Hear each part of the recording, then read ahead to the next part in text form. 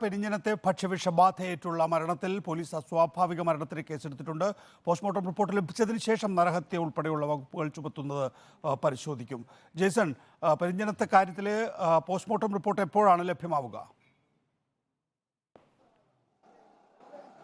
പെരിഞ്ഞനത്ത് ഇപ്പോൾ അസ്വാഭാവിക മരണത്തിന് പോലീസ് കേസെടുത്തിരിക്കുകയാണ്. കഴിഞ്ഞ ദിവസം ശനിയാഴ്ച കഴിച്ച ഭക്ഷണമാണ് ഭക്ഷ്യവിഷബാധയെ തുടർന്ന് ഇന്നലെ പുലർച്ചെ 3 മണിയോടുകൂടി ഉസൈബ മരിക്കുന്നതിന് സാഹചര്യമുണ്ടായത്.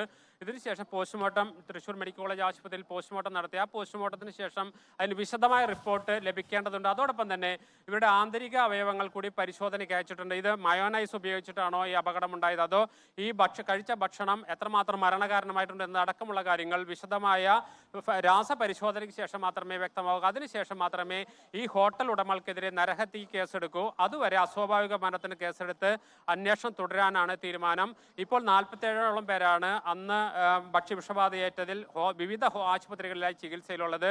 ഒരാൾ ICUവിലുണ്ട്. അവരുടെ നില ഇപ്പോൾ അപകട നില തരണം ചെയ്തിട്ടുണ്ട്. എങ്കിൽ പോലും വിശദമായ നിരീക്ഷണത്തിന് ശേഷം മാത്രമേ അവരെ ആശുപത്രി വിടേണ്ടതുള്ളൂ എന്ന തീരുമാനത്തിലാണ് ജില്ലാ ഭരണകൂട ആരോഗ്യവകുപ്പിന് നൽകിയിരുന്ന നിർദ്ദേശം.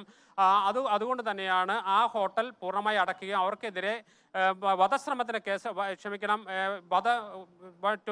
മരണ കാരണമായത് ഈ ഭക്ഷണം കഴിച്ചിട്ടാണെന്ന കാര്യത്തിൽ ഒരു വ്യക്തത വരുത്തിയതിനു ശേഷം മാത്രമേ അവരെ കേസുമായി മുന്നോട്ട് പോകും, മറ്റു രീതിയിലുള്ള ഒരു നരഹത്യാ കേസ് എടുക്കൂ. അതുവരെ ഇത് സംബന്ധിച്ച് വിശദമായ അന്വേഷണം തുടരാനാണ് ഇപ്പോൾ പോലീസിന്റെ വിശദാംശങ്ങൾ നൽകുകയായിരുന്നു ജെയ്സൺ ചാമോളപ്പൻ.